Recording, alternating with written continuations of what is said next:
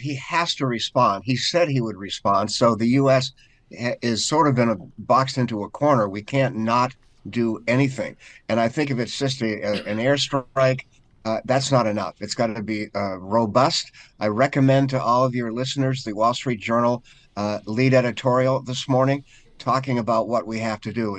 It's got to be a robust response. Is the Pentagon communicating with the White House? I think there's a lot of people listening, both Democrats and Republicans, would say if our Valliere response is run out of the White House, that could be problematic. Are the adults going to take over, the adults at the Pentagon? Yeah, I think they will. We heard the top general over the weekend say, we don't want to be disproportionate. We don't want this to spin out of control. But it's also a political story, as you know, Tom. And I think that politically, Biden has to do something muscular. He can't have one little wimpy attack. And if he does, that's going to make his reelection prospects even more difficult. That's kind of where I wanted to go, Greg. I mean, this is a political year, an election year. Typically, in your experience, how does that factor into the calculus of these types of decisions? Well, it politicizes everything, and I think on this, there has to be something that would convince the American public that the Iranians have been punished on this. And what we've seen since the 7th of October is little hit here, little hit there, nothing all that big. And what that does is simply embolden the Iranians. And Greg, to what extent? I mean, this is all a function of what happened on October 7th, as you mentioned here. To what extent do you think the U.S. should be pressuring Israel to kind of wind this thing down, or is that not on the table at this point?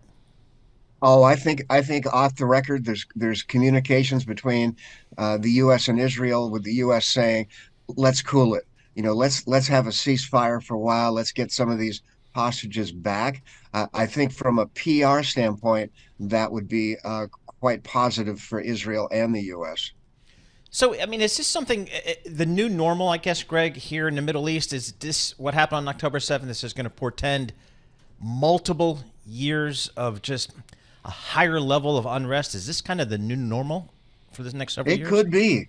That's a distressing conclusion, Paul. But I do think that the Houthis have changed a lot. I'm not sure the Houthis are totally under the control of the Iranians. Yemen is now part of the narrative. So you've got some new players here, and I think because of that, all bets are off. Greg, you mentioned the election here. I just want to go to the military as well. One of the discussions, and James Stavridis today in an op-ed in Bloomberg Opinion really lays out a detailed military response, is a third carrier in the region. I'm sorry, Greg, it's starting to, on a countable basis, it's starting to look like Yeah, a war. It's like the you have to Philippines in 42. you have to say, Tom, that this now gets us into the debate on how much we're spending on defense. And a lot of hawks are saying not enough. We've got problems in the South China Sea. We've got problems in the Red Sea and the Persian Gulf. Right. So I think there's going to be more spending on defense. Okay, I'll go with that. But the idea here that we're going to have supposedly three carriers in one region draws resources away from other areas.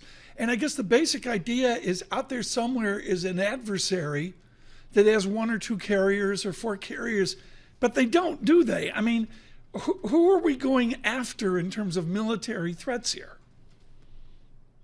Well, the enemy is illusory, and that's a problem. We don't they don't have uniforms that we can pinpoint. And I would add, Tom, one other complicating factor, and that's the growing sense of isolationism in the U.S., in the Republican Party. We still don't see any aid for Ukraine. We don't see any aid for Israel, for Taiwan. And I do think this mood of isolationism makes it a lot more difficult for Biden.